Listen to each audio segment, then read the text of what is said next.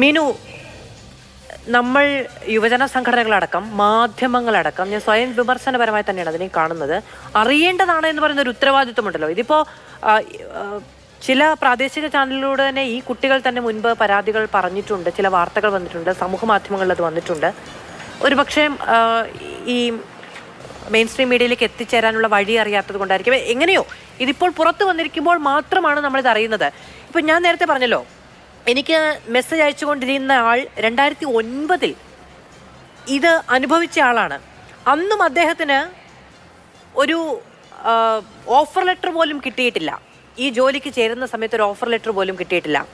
ഇറങ്ങിപ്പോകുന്ന സമയത്ത് ഒരു experience letter ഇവർക്ക് ആർക്കും കിട്ടുന്നില്ല. ജോലി ചെയ്യുന്നു ആ സ്ഥാപനത്തിൽ എന്നുള്ളതിന് അവരെ ബോധിപ്പിക്കാൻ ഒരു ID കാർഡ് കിട്ടുന്നുണ്ട്.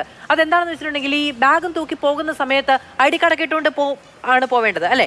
അപ്പൊ അത് കസ്റ്റമറിനെ ബോധിപ്പിക്കാൻ വേണ്ടിയാണ്, അല്ലാതെ നിങ്ങളുടെ ഐഡന്റിറ്റിക്ക് വേണ്ടിയിട്ടല്ല. ചില കസ്റ്റമർ ചോദിക്കും ID കാർഡ് ഉണ്ടാ കമ്പനി രജിസ്റ്റേർഡ് കമ്പനിയാണെന്നൊക്കെ ചോദിക്കും.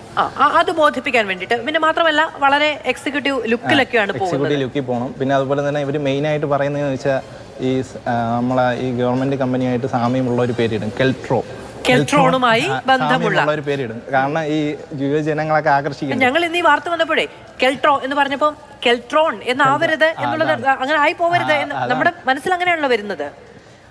ഈ രീതിയിലുള്ള തന്ത്രങ്ങളും കുതന്ത്രങ്ങളും പീഡനങ്ങളും ഒക്കെയാണ് ഇവിടെ നടക്കുന്നത്. അതെങ്ങനെയാണ് നമ്മൾ ആരും അറിയാതെ പോകുന്നത് മീനു?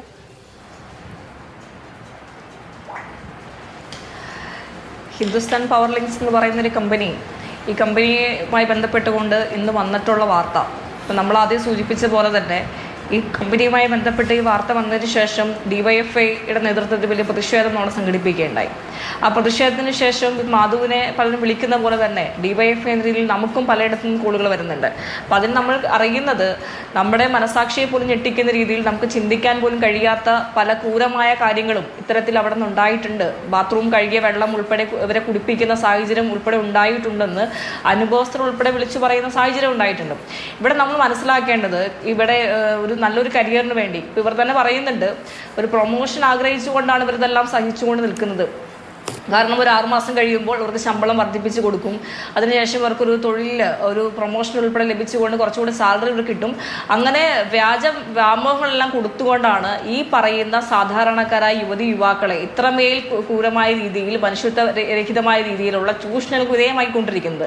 ഇതിൽ നമുക്ക് കൃത്യമായി DYFI നമുക്ക് പറയാം, DYFI കൃത്യമായ നിലപാട് സൂചിപ്പിച്ചിട്ടുണ്ട്. കാരണം ഇത് ഈ യൂസഫ് അലി ഉൾപ്പെടെ സൂചിപ്പിച്ചതുപോലെ അഹങ്കാരത്തോടു കൂടി ഇത് ഞങ്ങളാരും തൊടില്ല എന്ന് വിചാരിച്ചു കൊണ്ട് ഏതെങ്കിലും മുതലാളിമാർ ഇത്തരത്തിൽ മാർക്കറ്റിംഗ് മേഖലയെന്നല്ല ഏത് മേഖല എടുത്ത് പരിശോധിച്ചു കഴിഞ്ഞാലും ഞങ്ങളെ ആരും തൊടില്ല എന്ന് വിചാരിച്ചുകൊണ്ട് ഇത്തരത്തിൽ മനുഷ്യത്വരഹിതമായ രീതിയിലുള്ള പ്രവർത്തനങ്ങൾ നടത്തിക്കൊണ്ടിരിക്കുന്ന ഏത് മുതലാളിമാരാണെങ്കിലും നിങ്ങളെ ആരും തന്നെ ഒരു നിയമ നടപടിയുടെ ഭാഗമായി, നിങ്ങൾ കൃത്യമായ രീതിയിൽ, കേരളം ഭരിച്ചുകൊണ്ടിരിക്കുന്ന കേരളമാണ്, അതുകൊണ്ട് തന്നെ കൃത്യമായ നിയമ നടപടി ഉണ്ടാകും. അതുകൊണ്ട് ഒരാളും ഇതിന്റെ ഭാഗമായി രക്ഷപ്പെട്ടു പോകാമെന്ന് വിചാരിച്ചുകൊണ്ട് ഒരു മുതലാളിമാരും ഇരിക്കേണ്ട.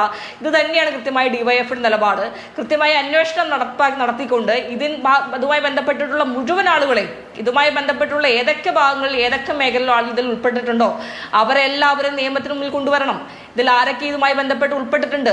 ഇവിടെ കേന്ദ്ര സർക്കാരിന് തന്നെ, കേരള സർക്കാരിന് തന്നെ കൃത്യമായ ഒരു പോലീസ് നയമുണ്ട്, ജനാധിപത്യപരമായ നയമുണ്ട്. അതിന് വിരുദ്ധമായി ആരെങ്കിലും പ്രവർത്തിച്ചിട്ടുണ്ടെങ്കിൽ അവർ ഉൾപ്പെടെ നിയമത്തിന് മുന്നിൽ വരണം.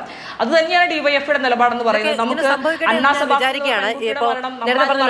2009 മുതൽ ഇങ്ങോട്ട് നിരന്തരമായി ഇപ്പൊ നമ്മുടെ മുന്നിൽ ഒരാൾ പറഞ്ഞതുകൊണ്ടാണ് ഈ സംഭവങ്ങൾ നടക്കുന്നുണ്ട്. ഇപ്പൊ നമ്മൾ കേരളമാണ് എന്ന് പറയുമ്പോൾ ഈ കേരളത്തിലാണ് ഇത് നടന്നുകൊണ്ടേയിരുന്നത്.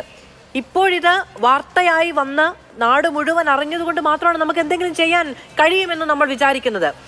ഇത്രയും കാലം ഇത്രയും യുവാക്കൾ അവരുടെ ജീവിതത്തിലെ ഏറ്റവും വലിയ വേദന അനുഭവിച്ചത്, ഏറ്റവും വലിയ ചൂഷണത്തിന് ഇരയായത് ഒക്കെ നമ്മളൊന്നും അറിയാതെ പോയി എന്നുള്ളതാണ് അവരുടെ. ഇത് നോക്കൂ, 4000 രൂപയ്ക്ക് ഒരു മാസം ശമ്പളം വാങ്ങി പട്ടിയെപ്പോലെ പണിയെടുക്കുന്ന മനുഷ്യരുടെ കയ്യിലേക്ക് ലഹരി പൊതി വെച്ചു കൊടുക്കാൻ ആളുകളുണ്ട് ഈ നാട്ടിൽ.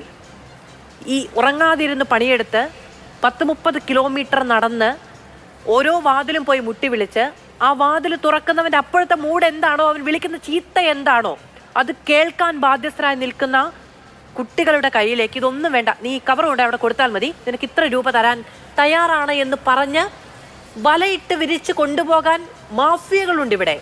അവിടെയാണ് ഈ തൊഴിൽ ചൂഷണം നടക്കുന്നത് എന്നുള്ളത് കൂടി ആലോചിക്കണം. ഈ അപമാനം സഹിക്കേണ്ട, ഈ ഭേദ്യം സഹിക്കേണ്ട, ഈ ബുദ്ധിമുട്ടുകൾ സഹിക്കേണ്ട, ഈ പീഡനം സഹിക്കേണ്ട എന്ന് വിചാരിക്കുന്ന പ്രായത്തിലാണ്. +2 ഒക്കെ കഴിഞ്ഞു പോകുന്ന കുഞ്ഞുങ്ങളാണ്. അവർക്ക് വിവേചന ബുദ്ധി എത്രത്തോളം ഉണ്ടാകുമെന്നറിയില്ല. അനുഭവിക്കേണ്ടി വരുന്നത് ഇത്ര വലിയ മാനസിക പീഡനമാണ്.